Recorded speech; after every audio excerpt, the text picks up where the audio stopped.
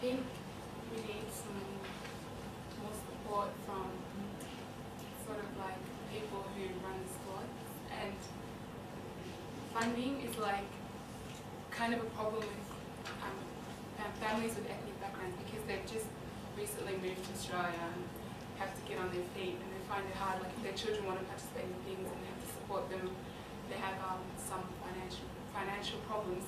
Not all do, but a lot of them do. I find some clubs are very expensive as well, and like if that's one of the barriers also. If they find something too expensive and they can't do it out, they find they're not able to participate, and so then they can't get into it. They don't have any other ways to get into it.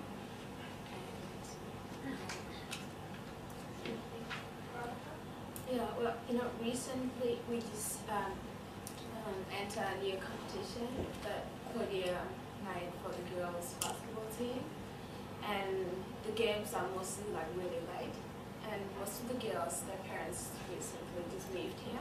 They don't have cars, and it's kind of hard for them to get like from their houses to Daniel Stadium, play a game, and then like mostly some of them start like at 9:20, some of them start like 8:30. And then how are they going to go back from Daniel Stadium to the thing? Their buses might be stopped and stuff. So it might be good if, there would be someone to just, pick them up and then drop them off, make it easier for them not to think too much or walk and say, and their parents might, actually accept them to actually go and play because they would just pay, but it's kind of late, how are they going to get there, how are they going to come back and all this stuff. Very good that you touched on that. I actually know of a young boy who loves basketball so much, travels all the way from Narrawarrah to Springvale Community Centre to play basketball, whether it be training or competitions. And at some nights the games will finish really late or training will finish late. And he would go catch a train all the way back to Narrawarrah Station and walk for an hour to get home. Doesn't matter what time of the night it is, doesn't matter how dark, whether it's raining or not. He loves the sport so much, he wants to stay in touch with it and will go to that length to get there. So it's very important that you will have transport issues, because that's, I guess, one of the barriers that's preventing some young people from taking part in sport. Omar, what about your thoughts there?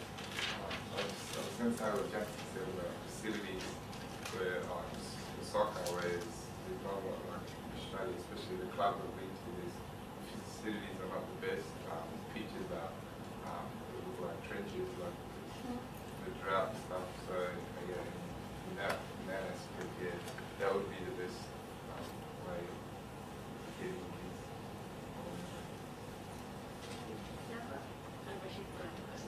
Sorry? What was the question? What, if anything could be provided to you to help you go further in the sport, what would that be, or what would be required? What would you need?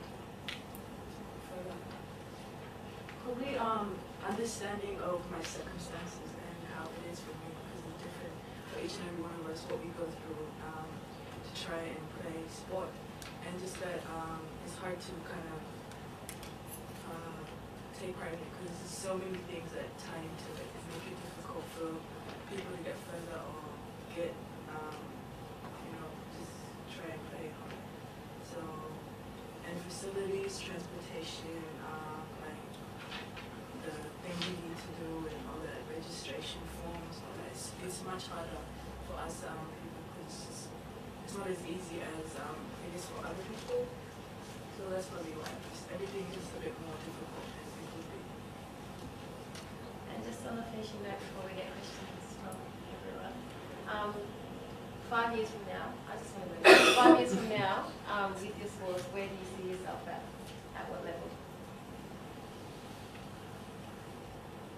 Yeah? 5 years from now. Professional? Jackson? I cannot guarantee, but I've set a goal for myself. I think what I feel inside me in 5 years' time, yeah, I want soccer to be my occupation.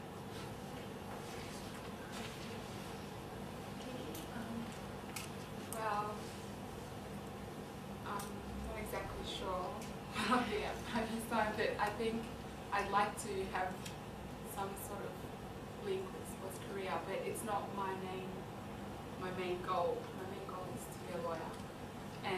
But I love sport as well, and I would not give that up at all. So if by any chance I did get to have a career in sports in 5 years' time, that would be great.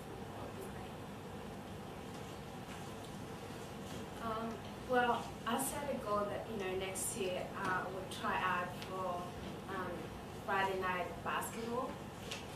And before that, I would train really hard before that.